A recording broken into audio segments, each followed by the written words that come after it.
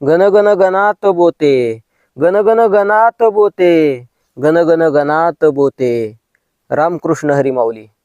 माऊली, आजच्या व्हिडिओमध्ये मी तुम्हाला सांगणार आहे शेगावीच्या गजानन महाराजांचा एक अनुभव.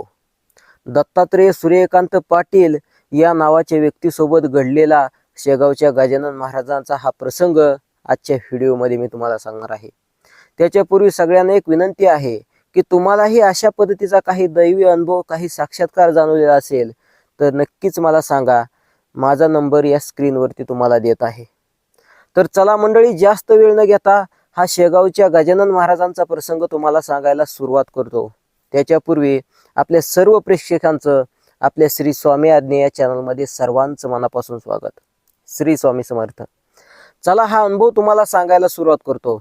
दत्तात्रेय सूर्यकांत पाटील या नावाचे हे व्यक्ती जे आपले सबस्क्रायबर आहेत, आणि विशेषतः हे शेगावच्या गजानन महाराजांच्या त्या मंदिरापासून काही 1-2 किलोमीटर अंतरावरती त्या ठिकाणी राहतात. कारण ते शेगावीमध्ये नोकरीला आहेत. शेगावमध्ये ते नोकरीला आहेत आणि त्याच्यामुळं हे जे दत्तात्रेय पाटील आहेत हे अधूनमधून आठवणीनं त्या ठिकाणी आवर्जून जात. त्या ठिकाणी गजानन महाराजांचे दर्शन घेण्यासाठी जायचे. भली मोठी रांग लागलेली असायची. कधी कधी कामावरती जायला उशीर व्हायचा, त्याच्यामुळे रांगेमधून बाहेर पडायचे आणि तिथूनच गजानन महाराजांना हात करायचे आणि परत निघून जायचे. शक्यतो दर्शन व्हावं या हेतून ते सकाळी लवकर उठायचे आणि त्या ठिकाणी जायचेच. मग गुरुवारी तर आपल्याला माहित आहे की प्रचंड त्या ठिकाणी गर्दी असते. एकदम निसर्गरम्य असं वातावरण. जरी एवढी गर्दी असली तरी ती वेगळीच शांतता. कारण त्या ठिकाणी साक्षात मंडळी काहीतरी वेगळं चैतन्य जाणवतं. बघा, भर उन्हाच्या कडाक्यामध्ये जर आपण एकटेच वाटेने चाललेलो असो आणि चालून चालून थकलेल्या माणसाला जर एखादं झाड समोर दिसावं आणि त्या वृक्षाच्या त्या झाडाच्या सावलीला जसा माणूस गेला तसा या शरीराला जसा थंडावा मिळतो, तसंच आहे मंडळी. त्या ठिकाणी एकदा तुम्ही जाऊन बघा. त्या ठिकाणी गेल्यानंतर आपल्या अंतरात्म्याला त्याच पद्धतीचा वेगळा थंडावा मिळतो. एक वेगळं आगळं असं चैतन्य त्या ठिकाणी असल्याचं जाणवतं. एक वेगळंच वलय आपल्या भोवती आहे असं जाणवतं मंडळी. होय, मनामध्ये श्रद्धा पाहिजे, मनामध्ये श्रद्धा पाहिजे आणि आचरण शुद्ध पाहिजे, नियत शुद्ध आहे, नियत शुद्ध असली पाहिजे. तर मंडळी, चला हा अनुभव तुम्हाला सांगायला सुरुवात करतो. हे जे दत्तात्रेय पाटील आहेत तर हे त्या ठिकाणी नेहमीच जायचे. मनामध्ये प्रचंड श्रद्धाभाव. त्यांची शेगावच्या त्या गजानन महाराजांवरती उत्कट अशी भक्ती आणि ते त्या ठिकाणी जायचे. कुठलाही नवस नसायचा किंवा कुठलंही मागणं नसायचं, परंतु तिथं गेल्यानंतर एक वेगळं समाधान वाटायचं. त्यामुळे ते त्या ठिकाणी जायचे. आणि एकदा असंच ते त्या ठिकाणी गेले, परंतु त्यांना एक गोष्ट पाहिजे होती, एक गोष्ट त्यांना हवी होती. आणि मग मंडळी, त्यांच्यासोबत काय घडलं ते तुम्हाला सांगतो. ती गोष्ट कोणती गोष्ट त्यांना पाहिजे होती तर तेही तुम्हाला सांगतो. ते त्या ठिकाणी गेले, रांगेमध्ये लागले, त्या ठिकाणी दर्शन घ्यायला गेले. आतपर्यंत जाऊन पोहोचले, गाभाऱ्यापर्यंत. माऊलींचं, गजानन माऊलींचं दर्शन वगैरे घेतलं आणि मंडळी दर्शन घेऊन ते परत बाहेर फिरले.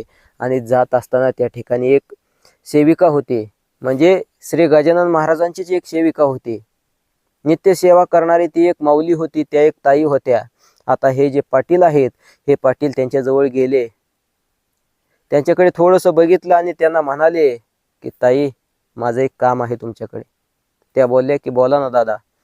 तेव्हा त्यांनी एक गोष्ट मागितली, त्यांना एक गोष्ट हवी होती. ते बोलले की मला श्रींच्या म्हणजे माऊलींच्या, गजानन माऊलींच्या गळ्यामध्ये जो हार आहे तो त्या मूर्तीच्या गळ्यामधला हार मला हवा आहे. आता त्यांच्या मनामध्ये काय वाटलं कुणास ठाऊक, त्यांची इच्छा मनामधून निर्माण झाली की तो हार मला पाहिजे. आता मंडळी, त्या ज्या सेविका आहेत त्यांनी स्पष्ट सांगितलं की ठीक आहे दादा, परंतु तो हार मी नाही देऊ शकत, कारण आम्हाला ते देणं अलाउड नाही. माफ करा मला, परंतु तो हार मी तरी तुम्हाला देऊ शकत नाही. आता असं बोलल्यानंतर हे जे पाटील आहेत हे थोडेसे निराश झाले. त्या ताईंना बोलले की ठीक आहे ताई, तरीही प्रयत्न करा, जर देता आला तर. त्या ताई स्पष्ट बोलले की नाही नाही दादा, अजिबात मी तो हार तुम्हाला देऊ शकत नाही. आता शेवटी हे जे पाटील आहेत हे तिथून निघाले. एका झाडाखाली त्यांनी आपली मोटरसायकल लावलेली होती.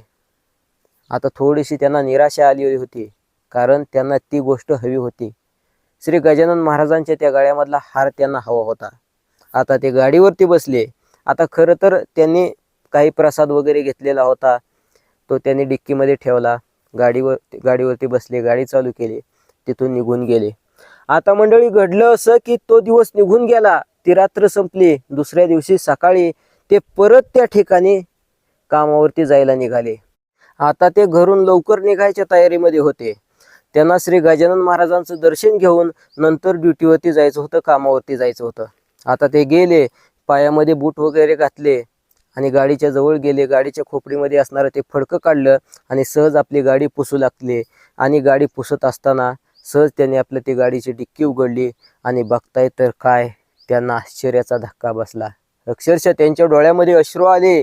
मंडळी, दिसलं काय तर त्या गाडीमध्ये त्या गाडीच्या डिक्कीमध्ये प्रत्यक्षात श्री गजानन महाराजांच्या गळ्यामधला हार होता. बघा, आहे ना नवल, आहे ना श्री गजानन महाराजांचा साक्षात्कार. काय मोठी लीला म्हणायचं मंडळी. होय, आपल्या मनामध्ये जे आहे ते सगळं काही आपल्या देवाला कळतं बरं का. उत्कट अशी भक्ती पाहिजे, मनातली श्रद्धा पवित्र पाहिजे, नियत शुद्ध पाहिजे. आपल्या अंतर्मनामध्ये काय आहे हे आपण मुख खोलून बोलायच्या अगोदर त्या देवापर्यंत पोहोचलेलं असतं. हे मात्र तितकंच सत्य की तितकंच वास्तव.